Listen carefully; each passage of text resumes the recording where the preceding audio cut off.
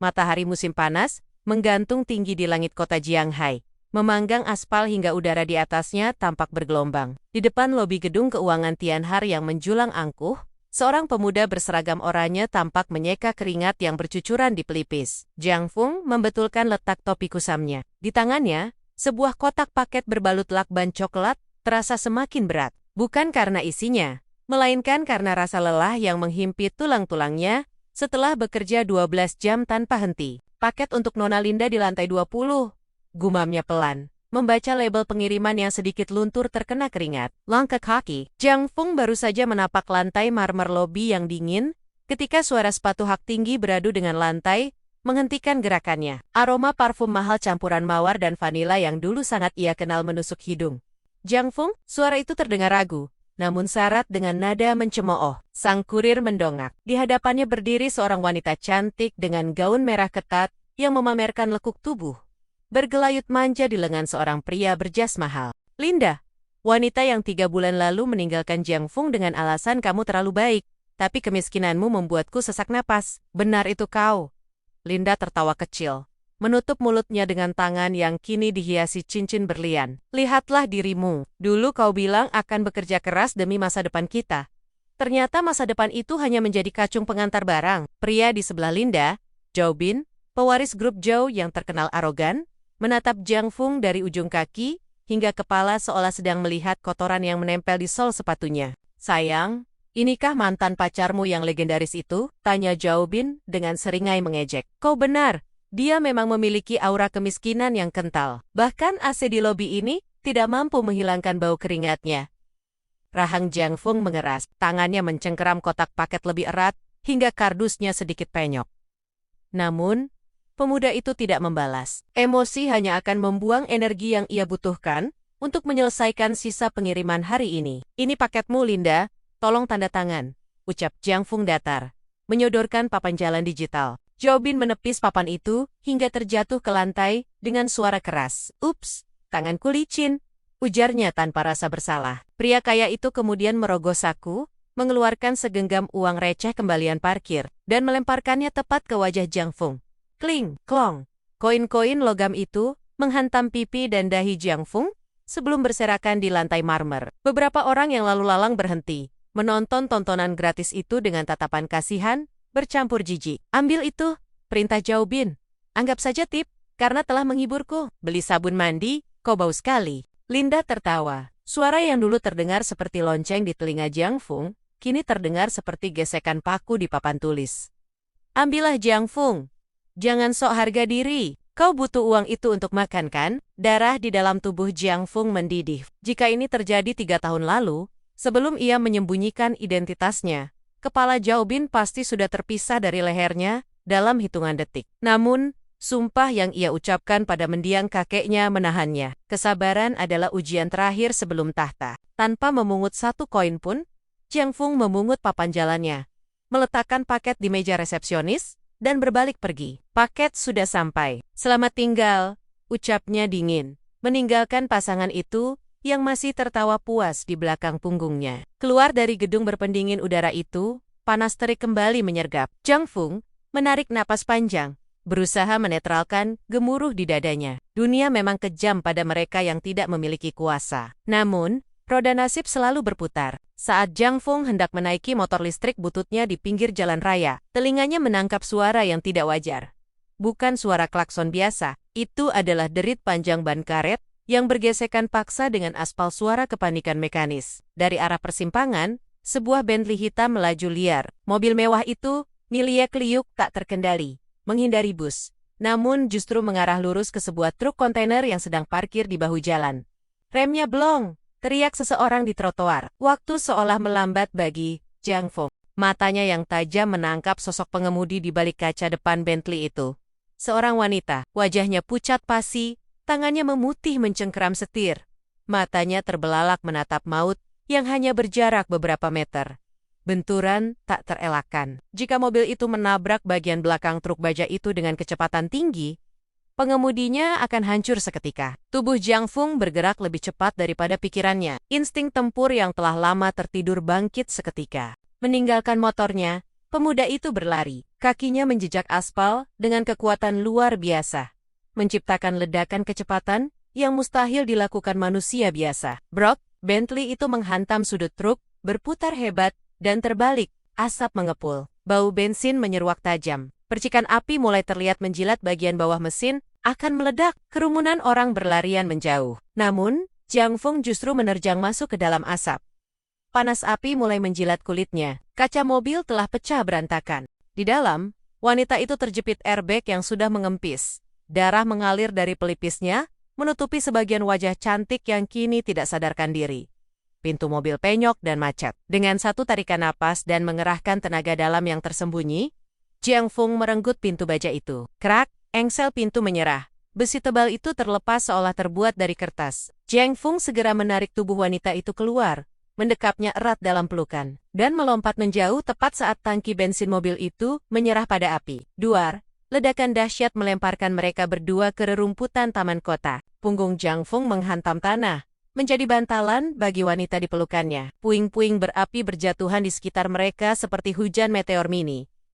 Napas Jiang Feng memburu. Di dadanya, wanita itu bergerak lemah. Mata indahnya yang berbentuk almond mengerjap pelan, mencoba fokus di tengah rasa sakit dan pusing. Pandangan kaburnya menangkap wajah pemuda yang penuh jelaga dan keringat. Siapa? Bisiknya parau. Tangannya yang gemetar, mencengkeram kerah seragam kurir Jiang Feng yang kasar. Bertahanlah, jawab Jiang Feng. Suaranya tenang namun tegas. Sebuah nada perintah yang tidak bisa dibantah. Ambulans akan segera datang. Wanita itu, Su Qingshu, Ceco dari grup Su, yang berkuasa, merasakan kehangatan aneh dari dada bidang kurir miskin itu sebelum kesadarannya kembali meredup, ditelan kegelapan. Bau antiseptik menyengat hidung. Bunyi ritmis monitor detak jantung menjadi satu-satunya musik di ruangan VIP Rumah Sakit Pusat Jianghai. Su Qingshu membuka mata perlahan. Cahaya lampu neon di lenggit-lenggit membuatnya menyipitkan mata sejenak. Ingatan tentang kecelakaan itu berhamburan kembali jeritan ban, benturan keras, api, dan sepasang lengan kokoh yang melindunginya dari maut. Nona Su sudah sadar, seruan itu bukan berasal dari dokter, melainkan dari suara cempreng yang sangat ia benci. Bibi Keduania, Wang Li. Ruangan itu ternyata penuh sesak, bukan oleh kekhawatiran tulus, melainkan oleh wajah-wajah serakah keluarga besar Supaman. Bibi dan sepupu-sepupunya berdiri mengelilingi ranjang seperti burung nasar, menunggu mangsa sekarat. Qingshu, Paman Su, pria gemuk dengan setelan jas yang kancing perutnya hampir meledak, melangkah maju. Tidak ada pertanyaan bagaimana keadaanmu. Kalimat pertamanya langsung menusuk ke inti persoalan. Dewan direksi sangat khawatir. Kecelakaan ini membuktikan bahwa seorang wanita lajang tidak mampu menangani tekanan memimpin grup Su. Kami menyarankan agar kau menyerahkan stempel presiden sementara waktu. Wang Li menimpali dengan senyum palsu yang manis namun beracun. Benar sayang, lagi pula, tuan muda Zhao dari keluarga Zhao sudah mengajukan lamaran lagi. Jika kau menikah dengannya, posisi grup Su akan aman. Kau butuh suami untuk melindungimu, bukan menyetir sendiri seperti orang gila. Dada Su Qingshu sesak. Luka di kepalanya berdenyut nyeri, tapi rasa sakit di hatinya lebih parah. Mereka bahkan tidak menunggu perbanyak kering untuk mencoba merampas perusahaan peninggalan ayahnya.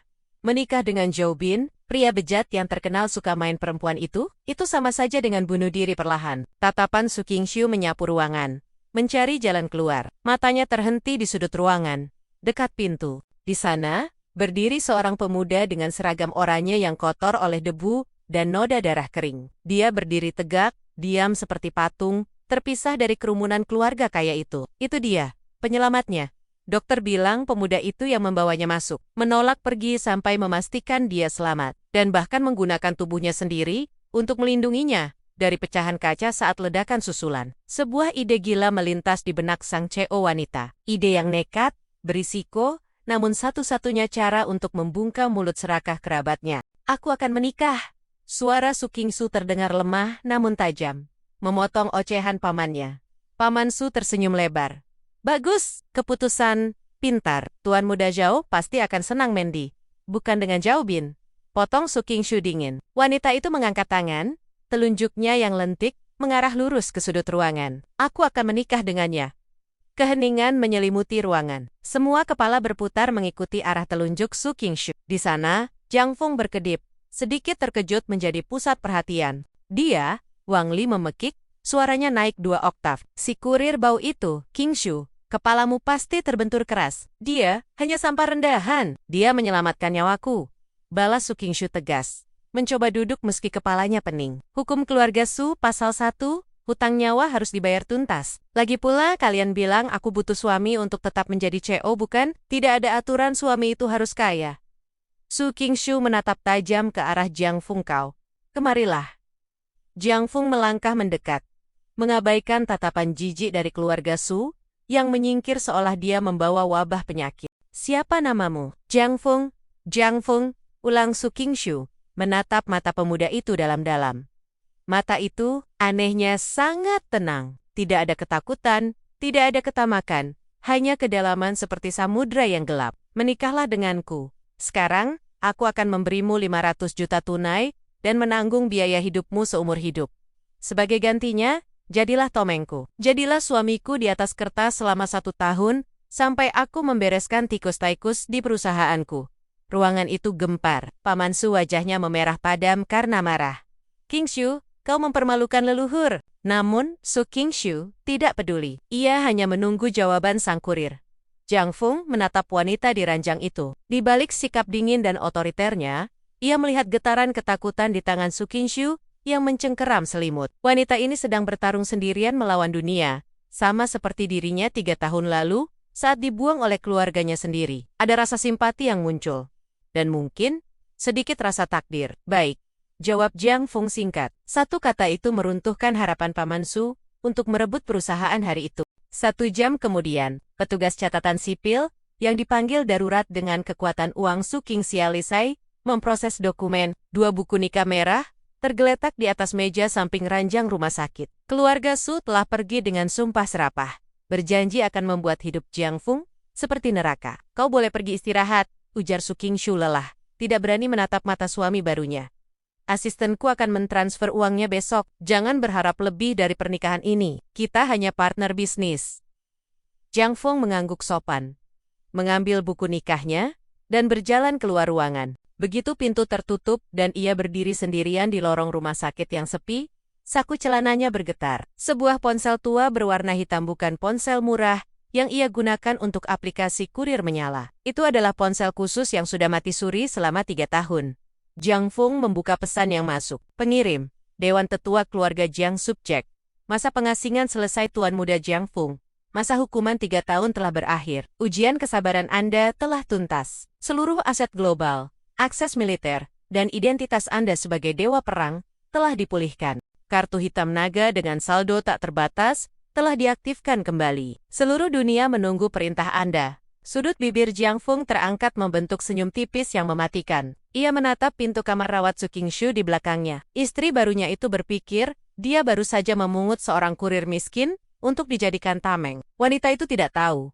Dia baru saja menikahi satu-satunya pria yang mampu membeli seluruh kota ini hanya dengan uang receh di sakunya. Permainan dimulai, bisik Jiang Feng.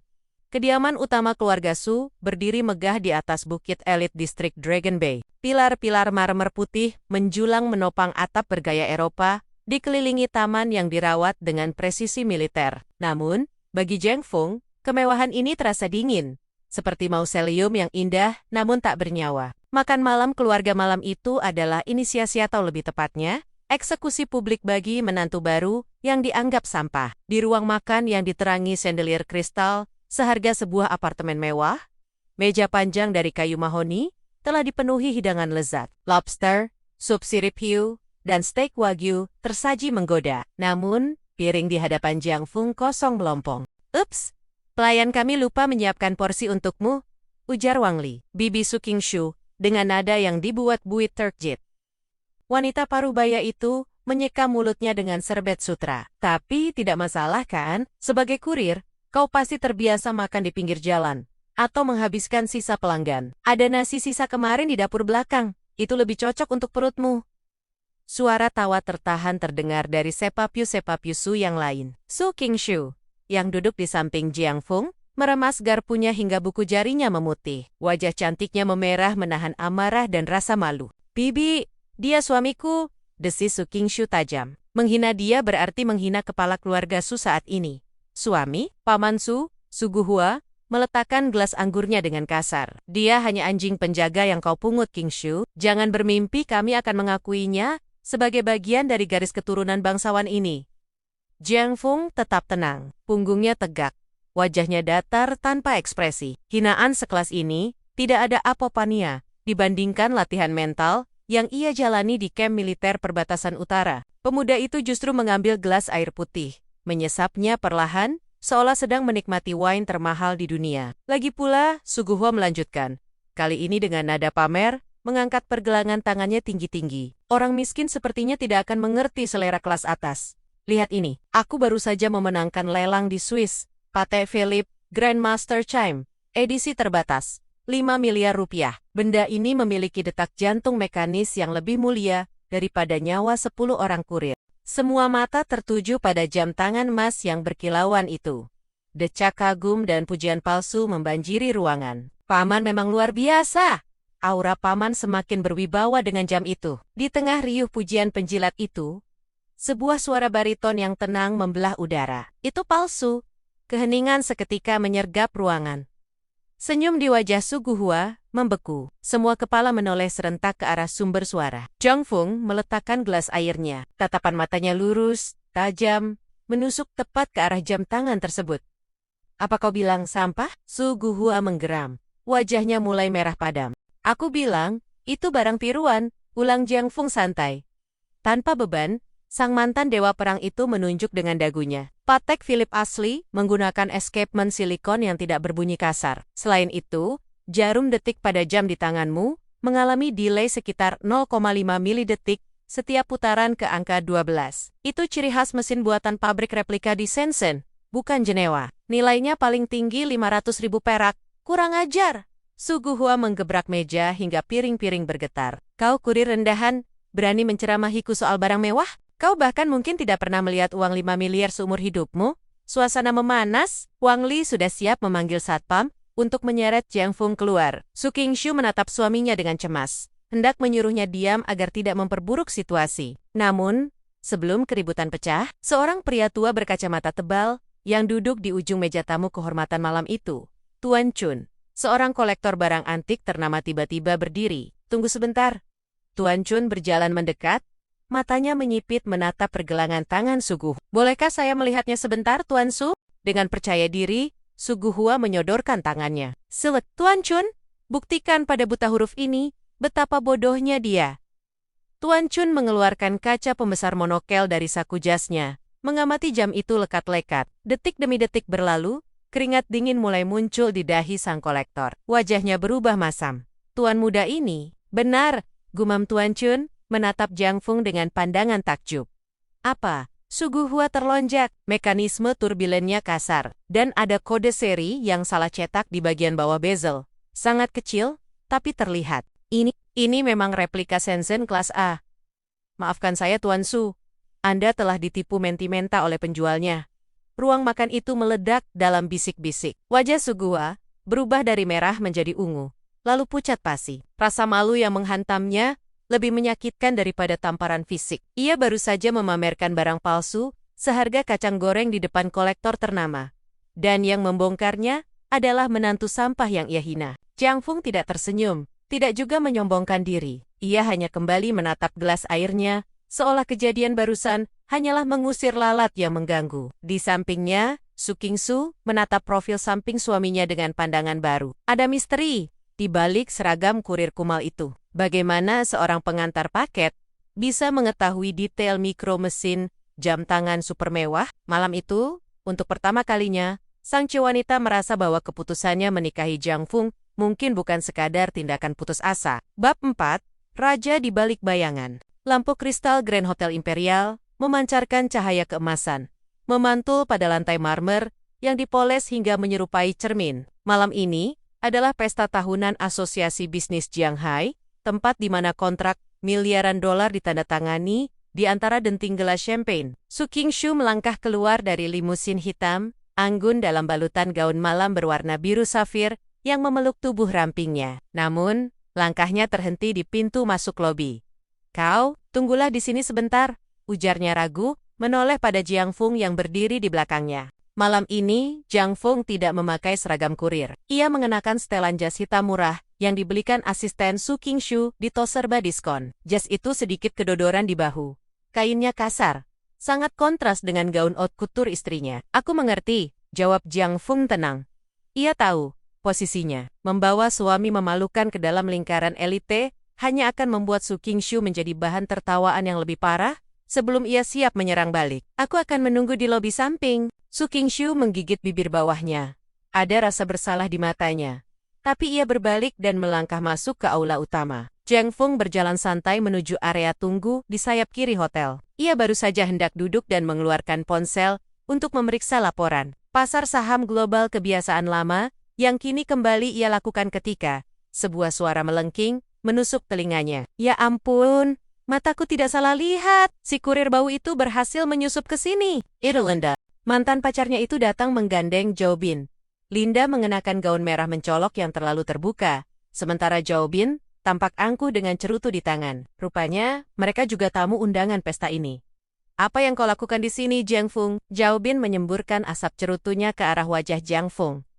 Kau pikir jas murahan seharga 200.000 itu bisa menutupi bau kemiskinanmu? Ini hotel bintang 5, bukan panti sosial. Kau mau mengemis sisa makanan pesta? Beberapa tamu lain mulai menoleh, berbisik-bisik sambil menatap jijik ke arah setelan jas kedodoran Jiang Feng. Aku menunggu istriku, jawab Jiang Feng datar, enggan meladeni. Istri? Hahaha. Linda tertawa histeris.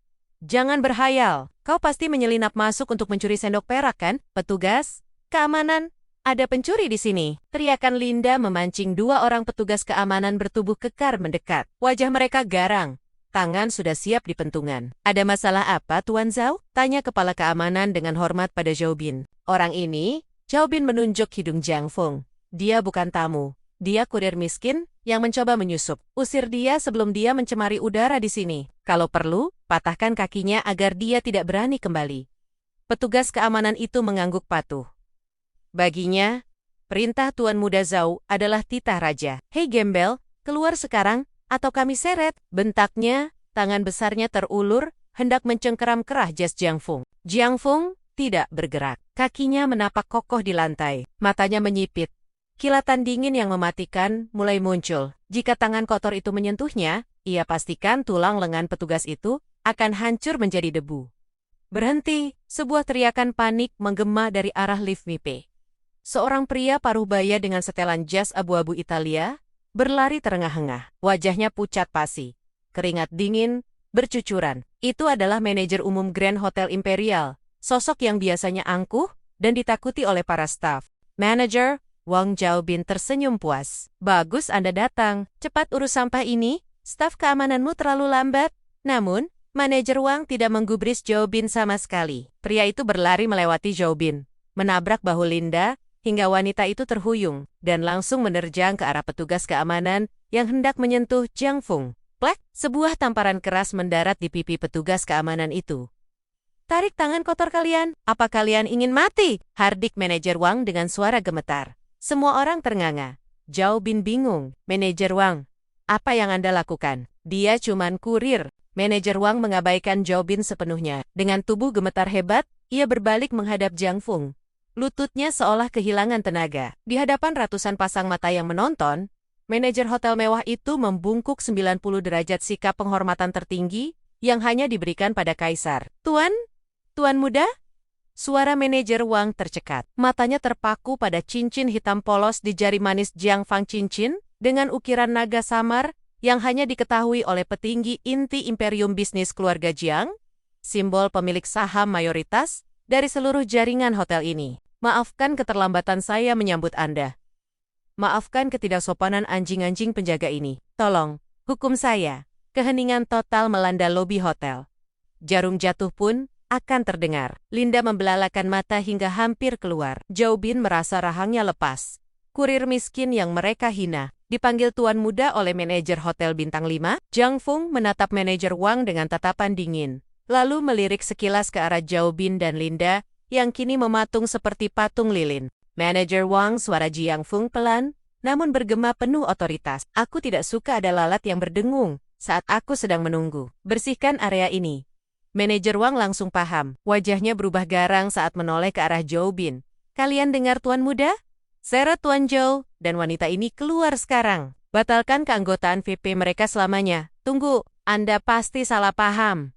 Saya Zhou Bin dari grup Zhou, teriak Zhou Bin. Saat petugas keamanan yang kini ketakutan setengah mati pada Jiang Fang menyeretnya paksa. Jiang Feng merapikan kerah jas murahannya, lalu berjalan tenang menuju lift VIP yang telah dibukakan pintu oleh manajer Wang yang masih membungkuk. Meninggalkan Linda yang menangis histeris saat diseret keluar dari gedung mewah itu, seperti sampah. Sang raja telah kembali ke tahtanya, dan pesta baru saja dimulai. Awan mendung menggantung rendah di atas cakrawala kota Jianghai, seolah mencerminkan suasana muram di lantai teratas gedung Grup Su.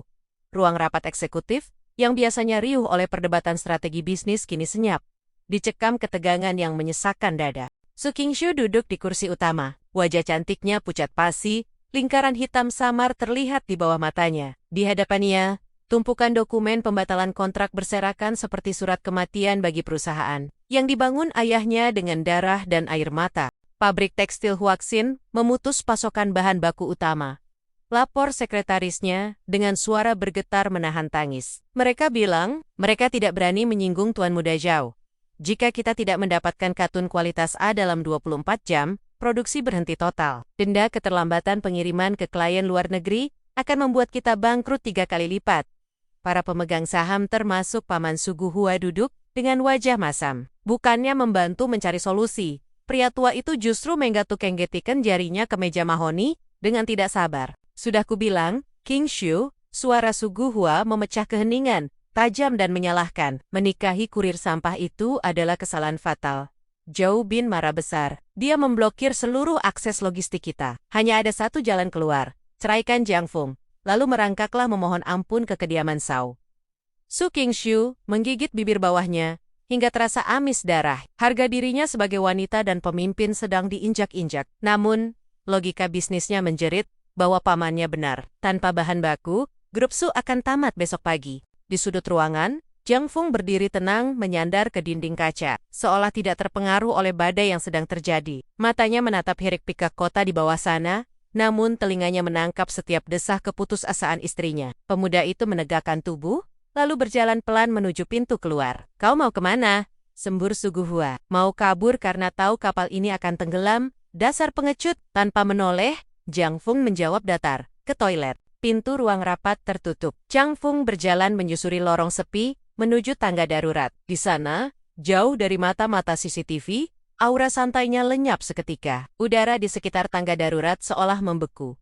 Suhu turun drastis, merespons hawa membunuh yang memancar dari tubuh sang dewa perang. Jiang Feng mengeluarkan ponsel hitamnya. Ia menekan satu tombol panggil cepat. Tuan Muda, suara berat dan hormat terdengar di seberang sana dalam hitungan detik. Itu adalah Black Dragon, tangan kanan kepercayaannya yang mengelola imperium bisnis bayangan keluarga Jiang. Berapa harga pabrik tekstil Huaxin? Tanya Jiang Feng. Suaranya dingin tanpa emosi. Aset mereka sekitar 300 juta yuan tuan, tapi pemiliknya, keluarga Liu, sedang terlilit utang judi. Beli, perintah Jiang Feng singkat. Beli pabrik itu beserta seluruh rantai pasokannya. Dan satu hal lagi, pastikan semua truk pengiriman bahan baku dialihkan ke gudang Grup Su dalam 10 menit. Atas namakan akuisisi ini sebagai mitra misterius dimengerti tuan. Transaksi selesai dalam 3 menit. Jiang Feng memutus sambungan. Ia merapikan sedikit kerah kemejanya, menghela napas panjang untuk membuang aura pembunuhnya, dan kembali melangkah ke ruang rapat dengan wajah polos seorang kurir. Saat pintu ruang rapat kembali terbuka, Sugu Hua masih sibuk memojokkan Su Qingshu. Tanda tangani surat pengunduran dirimu Qingshu, biar aku yang mengambil alih sisa reruntuhan perusahaan ini. Dirt, tiba-tiba, telepon meja di tengah ruangan berdering-nyaring. Lampu indikator merah berkedip panik. Su Qingshu mengangkat gagang telepon dengan tangan lemas. Halo, suara di ujung telepon terdengar histeris. Namun bukan karena ketakutan, melainkan kegembiraan yang meluap-luap. Nona Su, keajaiban. Ini keajaiban. 30 truk kontainer baru saja masuk ke gerbang pabrik. Itu bahan baku katun kualitas super. Dan, pemilik pabrik Huaxin baru saja menelepon, dia memohon maaf sambil menangis. Katanya, dia memberikan diskon 50% untuk kontrak 10 tahun ke depan. Asalkan kita mau menerima barangnya. Gagang telepon terlepas dari genggaman Su Qingshu, jatuh berdenting ke meja. Wanita itu ternganga, Matanya membelalak, tak percaya. Seluruh ruangan menahan napas menunggu kabar buruk. Kita selamat, bisik Su Qingshu. Air mata perlahan menetes di pipinya. Bahan baku sudah datang, bahkan dengan harga diskon. Apa? Su Guhua melompat dari kursinya. Mustahil. Zhao Bin sudah memblokir semuanya. Siapa yang bisa menembus blokade keluarga Zhao dalam waktu 10 menit? Su Qingshu menggeleng lemah. Masih dalam kondisi syok. Aku tidak tahu. Manajer gudang bilang ada investor misterius yang mengambil alih pabrik pemasok dan memprioritaskan kita. Mata indah sang CEO wanita, tanpa sadar melirik ke arah Jiang Feng, yang baru saja duduk kembali di kursi sudut, sibuk memainkan ujung kuku, seolah tidak terjadi apa-apa. Ada perasaan aneh yang menjalar di hati Su Qingshu. Setiap kali dia berada di ujung tanduk kecelakaan mobil, penghinaan di hotel, dan kini krisis perusahaan pria ini selalu ada di sana. Apakah ini hanya kebetulan? Ataukah suami kontraknya ini adalah malaikat pelindung yang dikirim Tuhan? Jiang Feng menangkap tatapan istrinya dan hanya mengedikkan bahu ringan. Orang baik selalu ditolong Tuhan, Nona Su. Aula perjamuan kediaman keluarga Su malam itu disulap menjadi lautan bunga dan sutra merah. Ini adalah perayaan ulang tahun ke-80 nenek besar Su, matriark yang memegang kekuasaan tertinggi atas warisan keluarga. Siapapun yang berhasil mengambil hati wanita tua itu malam ini, bisa dipastikan akan mendapatkan porsi warisan terbesar. Para tamu undangan hadir dengan pakaian terbaik mereka. Di meja utama, Nenek Su duduk di kursi roda berlapis bludru. Wajah keriputnya dihiasi senyum puas melihat tumpukan kado yang menggunung. Cucu menantu, Zhao Bin datang, seru pembawa acara. Pintu aula terbuka lebar. Zhao Bin melangkah masuk dengan penuh percaya diri. Diikuti 4 orang pengawal yang memanggul sebuah kotak kaca besar. Di dalamnya, berkilauan sebuah patung Buddha setinggi setengah meter, yang terbuat dari emas murni. Ruangan itu gempar. Kilau emas itu begitu menyilaukan, hingga menyakitkan mata. Nenek, Zhao Bin membungkuk hormat, melirik sinis ke arah Jiang Feng, yang berdiri di sudut. Ini adalah Buddha emas keberuntungan. Saya memesannya khusus dari pengrajin istana di Thailand. Beratnya 20 kilogram. Semoga nenek panjang umur seperti emas yang abadi. Nenek Su tertawa lebar. Matanya berbinar tamak. Anak baik. Zhao Bin memang menantu idaman. Hadiah ini pasti harganya puluhan miliar. Keluarga besar Su bertepuk tangan riuh. Su Guhua menyenggol bahu Su Qingshu dengan kasar. Lihat itu baru kelas. Lalu lihat suamimu itu.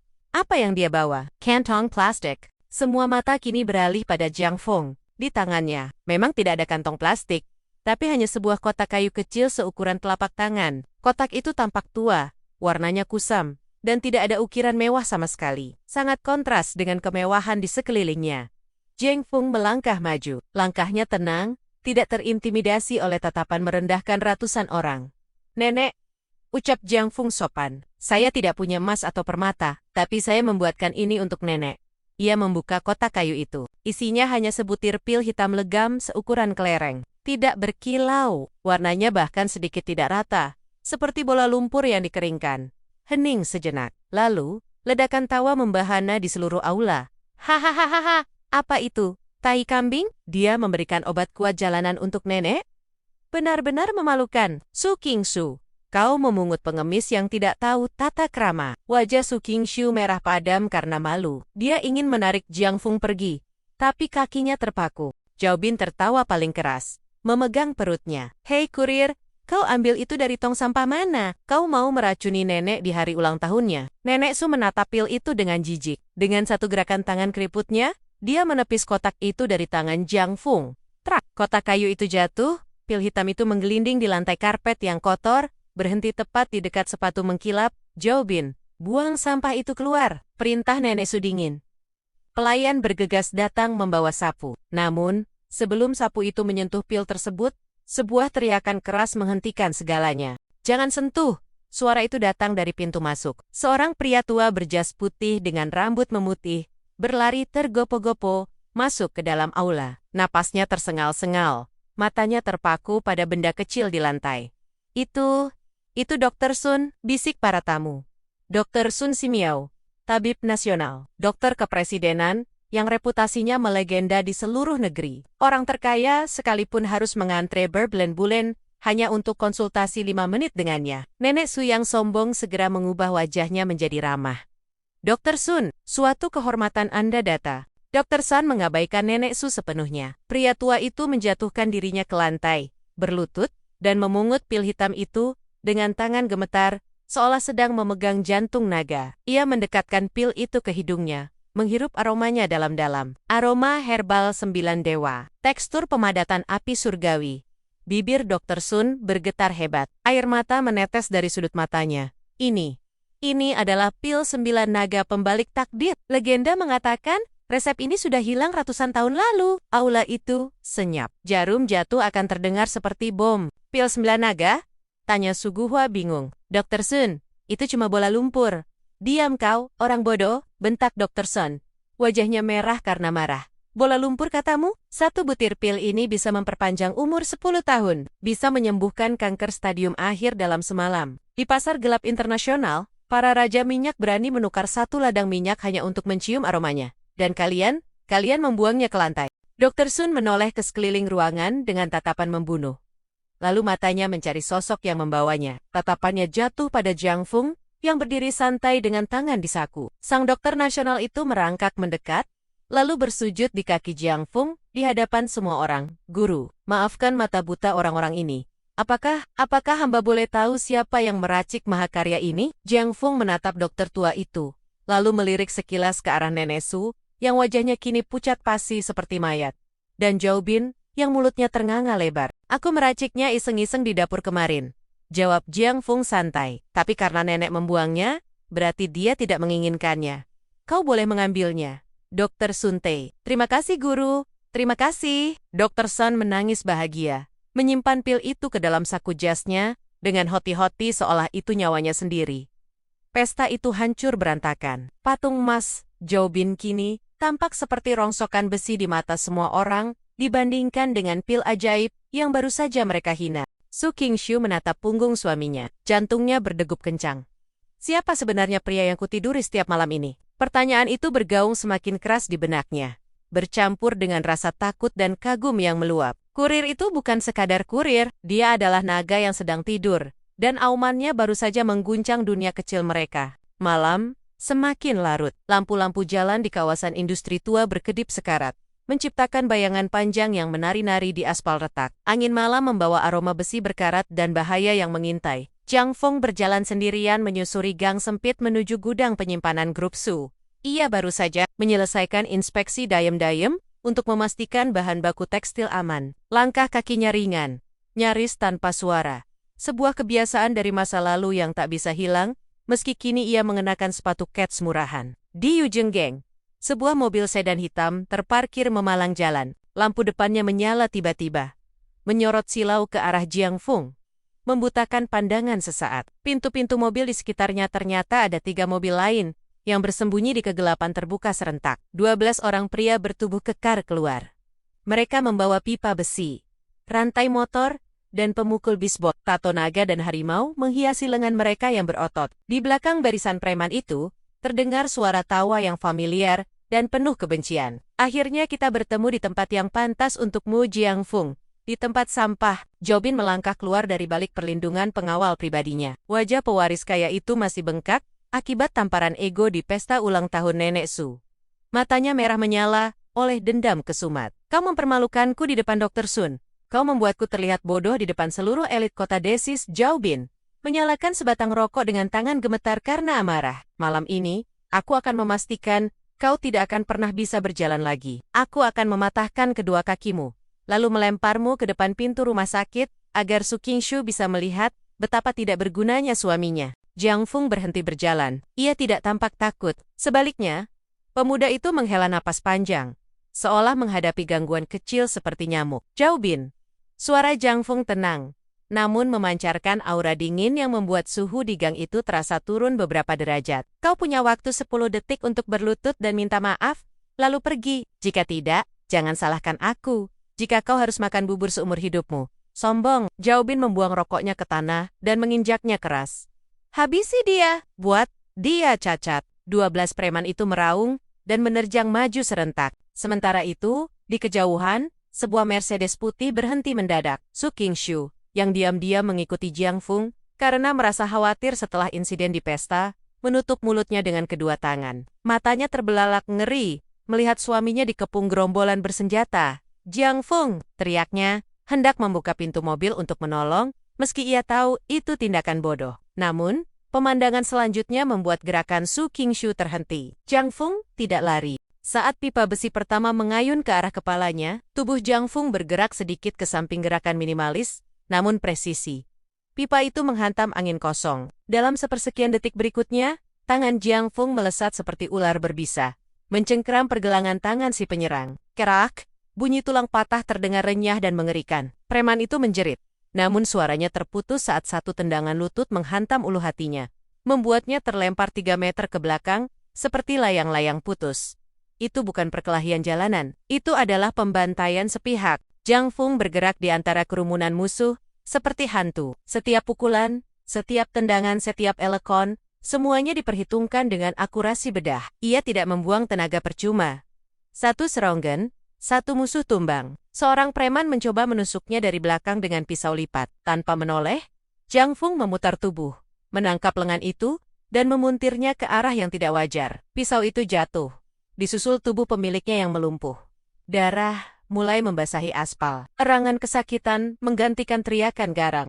Dalam waktu kurang dari 2 menit, 12 preman bayaran kelas kakap itu terkapar di tanah. Beberapa pingsan, beberapa merintih, memegangi tulang rusuk yang patah. Zhao Bin, yang berdiri di belakang, kakinya gemetar hebat. Rokok yang baru mau ia nyalakan lagi jatuh dari bibirnya. Wajah sombongnya lenyap, digantikan teror murni. Ia melihat Jiang Feng berjalan perlahan ke arahnya, melangkahi tubuh-tubuh yang bergelimpangan. Di bawah sorot lampu jalan, mata Jiang Feng tampak berkilat merah, seperti mata iblis yang baru keluar dari neraka. Jangan mendekat aku.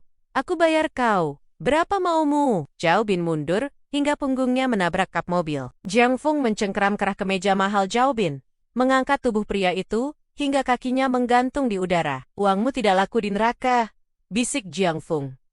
Tangan kanannya terkepal, siap menghancurkan rahang Zhao Bin. "Jiang Feng, hentikan!" teriakan Su Qingshu memecah ketegangan. Wanita itu berlari mendekat. Wajahnya pucat namun penuh kekhawatiran. Tinju Jiang Feng berhenti 1 sentimeter di depan hidung Zhao Bin. Angin dari pukulan itu bahkan membuat rambut Zhao Bin berkibar. Jiang Feng menoleh. Tatapan membunuhnya perlahan memudar, berganti menjadi tatapan polos seorang suami yang lugu. Ia melepaskan cengkeramannya, membiarkan Zhao Bin jatuh merosot ke aspal, seperti karung basah. "Qingshu?" Jiang Feng tersenyum canggung, sambil mengusap noda darah bukan darahnya di pipi. "Kau?" Melihat itu, Su Qingshu menatap sekeliling, pada pemandangan mengerikan itu, lalu menatap suaminya. Bagaimana kau bisa melakukan semua ini?" "Ah, itu!"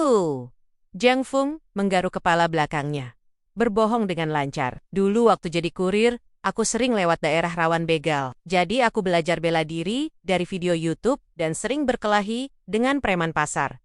Ternyata berguna juga ya." Alasan itu terdengar konyol bagi siapapun yang punya otak. Namun, Su Qingshu yang masih syok memilih untuk tidak mendebatnya. Yang ia tahu, pria ini baru saja menghadapi selusin orang demi dirinya. Tanpa sadar, Su Qingshu memeluk lengan Jiang Feng yang masih menegang.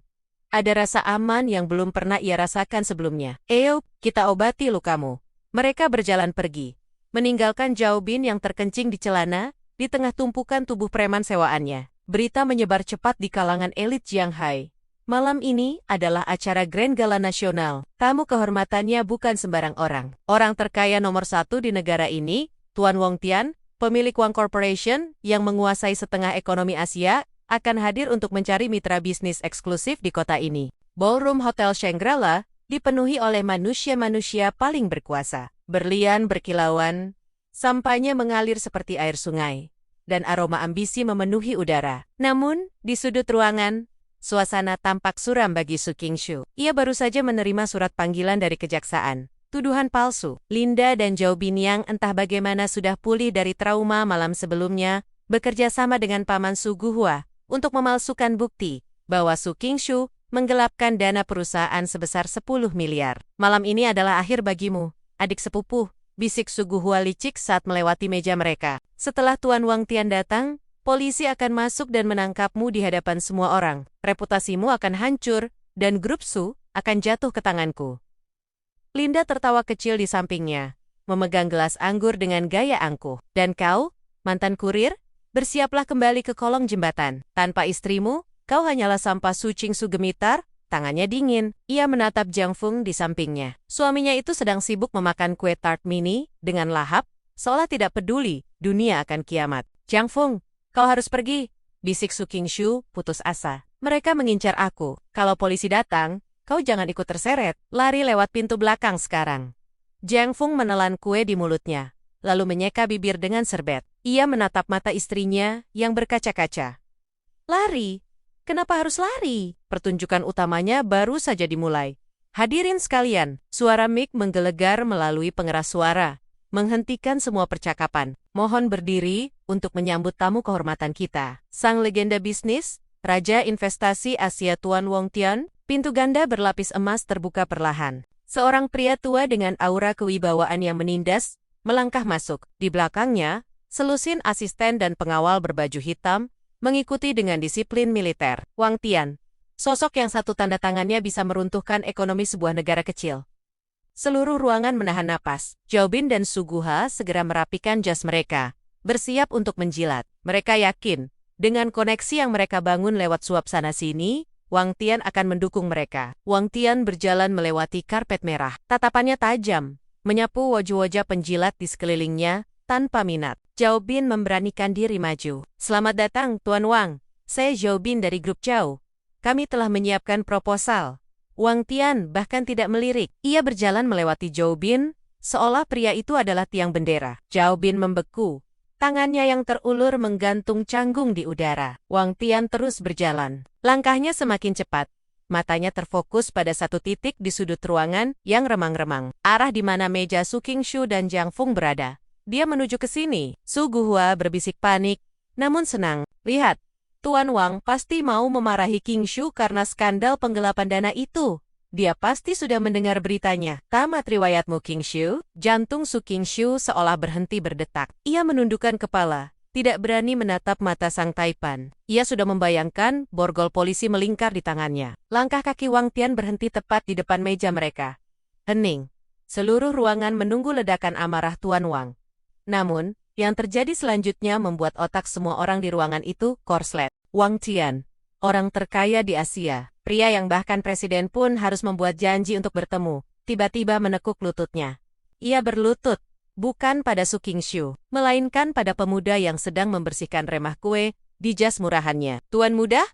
Suara Wang Tian bergetar penuh haru dan hormat yang mendalam. Kepala tuanya menunduk dalam-dalam, hingga dahinya hampir menyentuh lantai. Hamba terlambat. Mohon ampuni kelalaian hamba. Gelas anggur di tangan Linda jatuh dan pecah berkeping-keping. Mata Su Guhua melotot sampai uret-uret merahnya terlihat. Rahang Zhao Bin jatuh begitu rendah, hingga hampir menyentuh lantai. Su Qingshu menoleh kaku ke sampingnya. Jiang Feng masih duduk santai. Ia mengambil serbet, lalu dengan pelan meletakkannya di atas meja. Tatapannya yang selama ini jenaka dan santai, berubah total. Sorot mata itu kini penuh dengan otoritas mutlak. Tatapan seorang kaisar yang memandang rakyatnya dari atas singgasana langit. Berdiri, Wang tua, ujar Jiang Feng datar. Kau membuat keributan. Aku hanya ingin makan kue dengan tenang bersama istriku. Wang Tian segera berdiri, namun tubuhnya tetap membungkuk hormat. Siap laksanakan Tuan Muda, namun hamba mendengar ada serangga-serangga kecil yang berani mengganggu ketenangan Nyonya Muda. Mata Wang Tian bergeser, menatap tajam ke arah Zhao Bin, Linda dan Su Guhua. Tatapan yang tadinya penuh hormat pada Jiang Feng, kini berubah menjadi tatapan predator yang siap mencabik mangsa. Mereka, tunjuk Jiang Feng santai dengan garpunya ke arah kelompok Zhao Bin. Mereka bilang istriku menggelapkan dana. Dan mereka bilang aku sampah. Lancang. Wrong Wang Tian. Suaranya menggelegar tanpa perlu mikrofon. Siapa yang berani menghina tuan dari Dragon God Palace? Mulai detik ini, putuskan semua kerjasama dengan grup Zhao dan keluarga Su. Bekukan aset mereka. Dan panggil pengacara terbaik. Aku ingin mereka membusuk di penjara karena pencemaran nama baik. Dunia Zhao Bin dan Su Guhua runtuh seketika itu juga. Bukan hanya karir, tapi hidup mereka baru saja divonis mati oleh satu kalimat Jiang Feng. Di tengah kekacauan itu, Jiang Feng menoleh pada Su Qingshu yang masih mematung seperti boneka porselen. Sudah kubilangkan? Bisik Jiang Feng lembut, menggenggam tangan istrinya yang dingin. Pertunjukan utamanya baru dimulai. Dan kau adalah pemeran utamanya, istriku.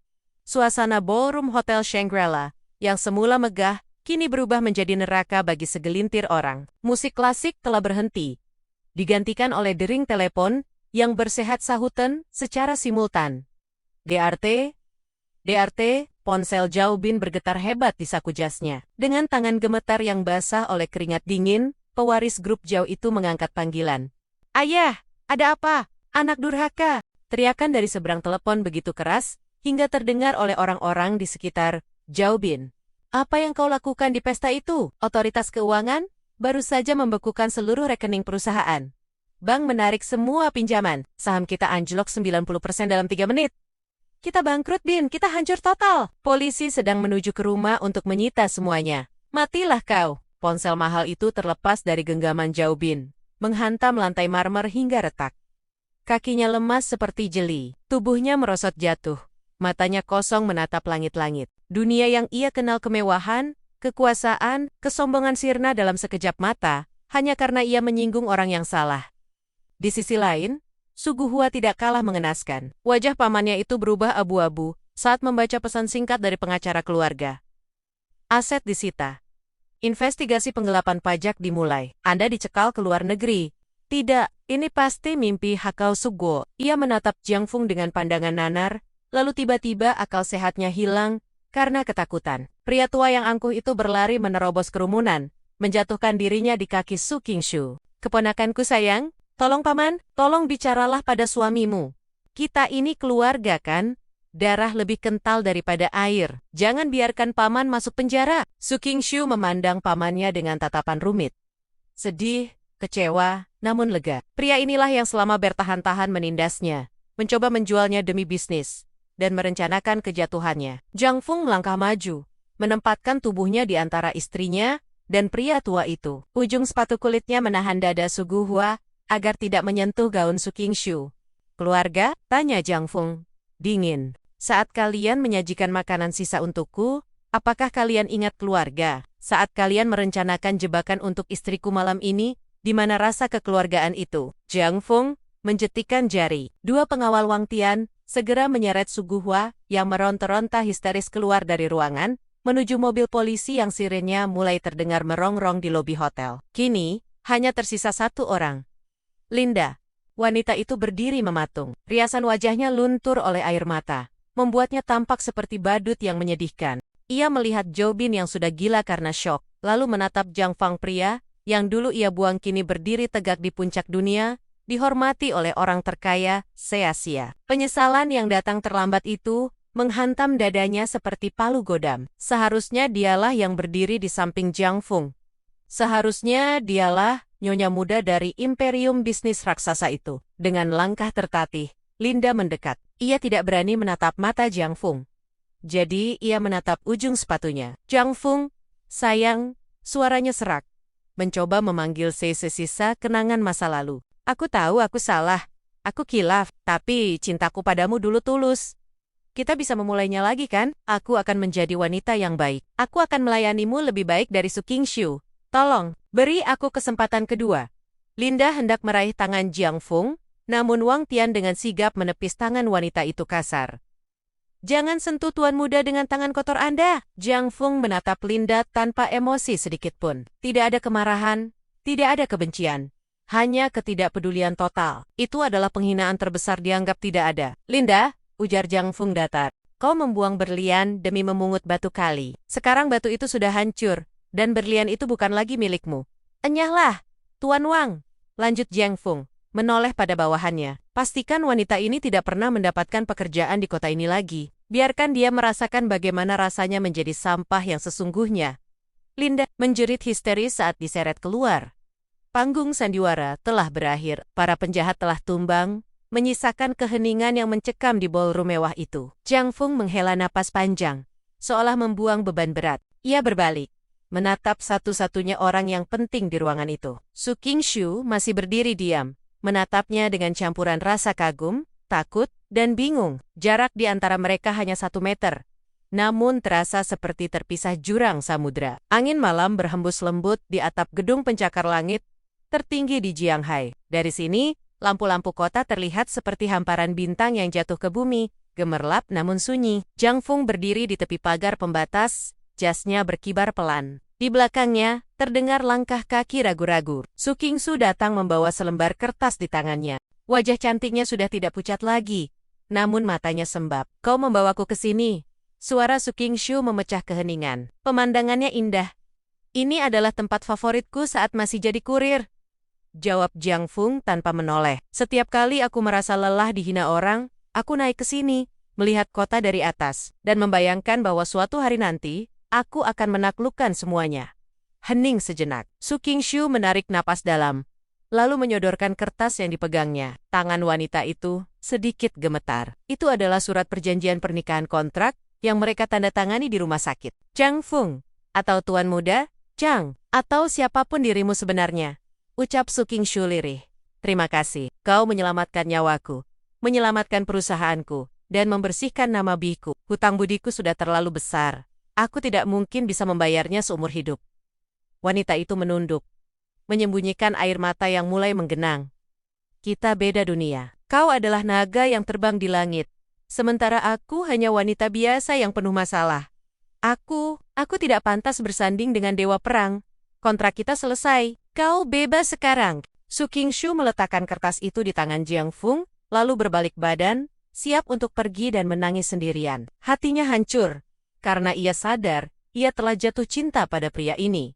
Namun kenyataan menamparnya, bahwa ia tidak layak. Trit, suara kertas dirobek menghentikan langkah Su Qingxu. Ia menoleh kaget. Jiang Feng telah merobek surat kontrak itu menjadi dua, lalu merobeknya lagi menjadi potongan-potongan kecil. Dengan satu gerakan tangan, Jiang Feng melemparkan serpihan kertas itu ke udara. Angin malam membawanya terbang seperti konfeti salju putih, menghilang ke dalam kegelapan malam. Kau, Su Qingxu ternganga. Jiang Feng melangkah mendekat. Tatapan matanya lembut, hangat, jauh berbeda dari tatapan membunuh yang ia berikan pada musuh-musuhnya. Siapa bilang kontraknya selesai? Tanya Jiang Feng. Tangannya terulur, menyentuh pipi Su Qingxu, menghapus jejak air mata di sana. Qingxu, dengarkan aku. Saat aku menjadi kurir miskin, saat semua orang meludahiku, saat Linda membuangku, hanya ada satu orang yang tidak memandangku rendah. Jiang Feng tersenyum. Kau, saat di rumah sakit, kau tidak tahu aku siapa. Kau bisa saja memilih anak orang kaya lain untuk pernikahan palsu itu. Tapi kau memilihku. Kau membelaku di depan keluargamu saat aku dihina. Kau mengkhawatirkanku saat aku dikepung preman. Kau mencintai Jiang Feng si kurir, bukan Jiang Feng si tuan muda. Itulah yang membuatmu lebih berharga daripada seluruh harta kekayaanku. Air mata Su Qingxu tumpah semakin deras. Tapi kali ini, karena haru. Tapi, aku takut. Duniamu terlalu besar. Maka biarkan aku mengecilkan duniaku hanya untukmu. Bisik Jiang Feng. Ia menarik pinggang ramping istrinya mendekat. Aku tidak butuh tahta.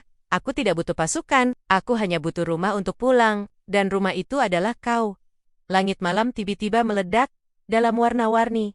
Duar-duar, kembang api raksasa menyala di langit Shanghai. Wang Tian, yang tahu persis timing yang tepat, telah menyiapkan pesta kembang api termegah abad ini sebagai hadiah pernikahan tuan mudanya. Huruf-huruf api terbentuk di angkasa. I love you Nyonya Jiang. Di bawah naungan cahaya kembang api yang mempesona. Jiang Feng menunduk dan mencium bibir Su Qingxu. Ciuman itu bukan ciuman kontrak, bukan sandiwara. Itu adalah janji setia. Sang dewa perang telah meletakkan pedangnya dan menemukan alasan baru untuk hidup. Mulai hari ini, bisik Jiang Feng di antara ciuman mereka, kau bukan lagi CEO yang kesepian. Kau adalah ratuku, dan dunia ini adalah milik kita. Su Qingxu tersenyum, memeluk erat leher suaminya. Dasar kurir nakal, dan di puncak kota itu, di antara angin dan cahaya, kisah cinta mereka yang sesungguhnya baru saja dimulai.